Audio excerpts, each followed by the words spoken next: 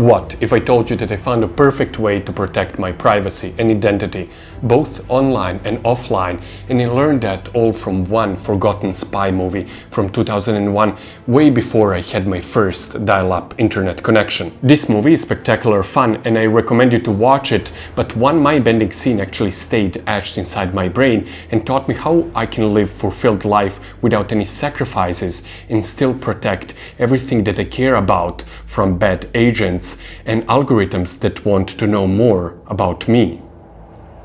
Living your life in the 21st century means constantly thinking about avoiding the great dangers of your privacy being stolen from you. The internet revolutionized everything and it pulled curtain on our most intimate moments. Global companies know everything about us, from the toothpaste we use to our political affiliation. Dozens of shady individuals are lurking in darkness of the World Wide Web, wanting to know more about you. Cyber criminals want to know your passwords. Ex-partners want to know who are you spending time with. Your boss might figure out that your family emergency was actually a wedding, and corrupt politician wants to know about all of your fears. This is the story how we can take lessons from great art and apply it in our very complicated lives. This show tries to achieve exactly that. This is Fabric of Life and I'm your host Vladislav Radak, writer and mathematician. And in this episode, I will try to explain to you which steps do I take to protect my privacy even in a public eye. I will show you what Google knows exactly about me and which steps do I take to trick even you. But most importantly, we will try to answer the question, does Vladislav Radak even exist? Let me take you on one spy adventure. Hello, Instagram. Bad boy, run wild. I'm on a mission and I won't stop. No destination, but it's rough and shy. But before we start, I want to give you heads up. There is no way for me to give you this really complicated explanation without mentioning and going into a detail in movie Spy Game from late Tony Scott from 2001 with Robert Redford and Brad Pitt. And if you love cinema and you didn't watch this movie, please pause this video and see this movie for yourself, because I'm going to give you massive spoilers and there's no way of me giving you explanation without actually spoiling one really important scene from that movie. If you have no intention of watching this movie, you can continue forward, but you've been warned. This can potentially ruin a great movie for you. Are you ready? Let's do it. Living in today's connected world is like living in a Cold War era. Nobody's neutral and everybody wants your secrets. Having more data on your opponents could be your advantage. Back in the day, they had trained spies to extract confidential information, but nowadays we give that information for free and we have recording devices in our pockets all the time. It seems it might be impossible to protect the rest of the privacy we have left. There is increasing pressure that we need to post about our lives publicly, and even when we refuse to do so, anytime we need to get information about the weather, price of the product, or we need to pay with a credit card, we leave an erasable trail.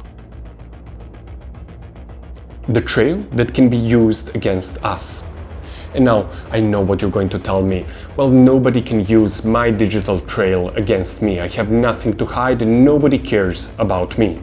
Well, don't forget that celebrity Kim Kardashian West was robbed at a gunpoint in her hotel room in Paris just because criminals were able to trace her every step to the posts on social media. They knew exactly how much jewelry she has and exactly where she stays. Not only big companies want to know where do you live and what do you like, but thousands of people fall victims to the crimes because they showed their vulnerabilities online and made themselves an easy target. So we ask ourselves, is there any way to navigate this complex digital world without leaving any trace, or have we already lost this battle? It is just a matter of time before big companies and shady individuals know everything about us with just a couple of clicks.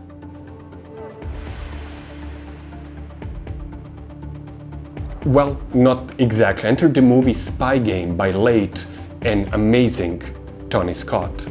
It stars Robert Redford as veteran CIA spy master on his last day at work and Brad Pitt as the young idealist he recruited after Vietnam. Now Pitt is in Chinese prison captured in the act of helping his love interest escape, and it's Redford who is responsible for her being there. The framework is 24 hours, during which Redford needs to turn his back on his own agency and deceive and lie to his colleagues and bosses at the CIA to make things right and make rescue operation possible. It is Hollywood at its best. We relive the training of young Brad Pitt in Berlin in a form of flashback. We are experiencing the monstrosities of the US secret operatives in the Middle East, but most importantly, we understand that protecting your secrets in a spy game means selling lies in a form of truth.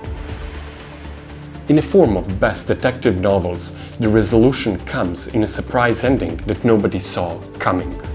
As Redford is quizzed by his masters, he's taking breaks to answer the phone. His secretary is telling him that his wife is calling, eager to organize the perfect dinner for his retirement. His colleagues and bosses, while he's on the phone, discuss their knowledge about his past love life. Let's take a look. Dinner with his wife? Why? He said he had 4 wives. I'm changing phones. There was one in Germany. His first wife was Korean. And Peggy, that's 3? He was only married once. In the meantime, Redford organizes spectacular rescue illegal operation from very headquarters of CIA, while his colleagues think that he's on a phone with his wife. Here it is. Patricia Moore, Sandra Harris, and Peggy Dye. All agents of civilian assets. They were all cover wives. So who was he talking to?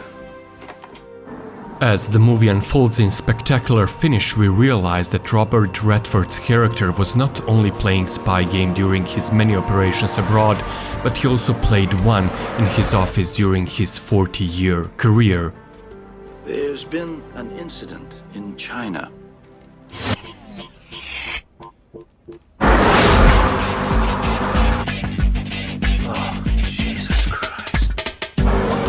In the last scene, we realize that nobody really knew him, but as he leaves the CIA office for the last time, we comprehend that we, as an audience, will never know who he really was. And thanks to a lot of false information his character was feeding us through the whole movie, we cannot really be sure which information is true and which information cannot be trusted. It's worse than having no information at all. I was only 14 when my father took me to the cinema to watch this great espionage classic. Needless to say, it blew my mind. 8 years later, when my publisher told me I need to have a Facebook account to stay in touch with my readers and promote my work, I decided to use spy game tactics to preserve my privacy and protect my identity. And here are some steps that I take to feed a machine with false information in a spy game of the 21st century. I regularly post pictures on my Instagram, but never pictures that are younger than 5 years. If I post picture from Lisbon, that means I could be anywhere except Lisbon. I also shoot episodes of this very show in random order so that nobody can trace my travels. I plan all episodes 2 years in advance and edit them later. I never post photos with my friends. I forbid all of my close friends to post photos of me. When you're inside my home, using cameras is forbidden, and my Wi-Fi is always rerouted through VPN, which shows different locations every day. I'm using various types of payment methods when possible, and I try to use cash as much as I can. In some of my videos you might notice that I'm wearing a wedding ring, in some that I don't. I never show the face of my wife because she doesn't exist. Or does she? I use Python code to feed the different search engines with random search queries. When I go to Google panel that shows my preferences, I usually get nonsense like this, that I like Volkswagen cars, although I don't have even driver's license, that I like cats, which is simply not true, boating and banking, that I speak Croatian and Czech. For a careful spectator, the answer might be hiding in a bio of my Instagram page. Your favorite fictional character. After 4 books that I wrote, many interviews that are available online and dozens of documentary movies, my spy game trick might work after all. It's not a question of how well you know Vladislav Radak, but rather the question, does Vladislav Radak even exist?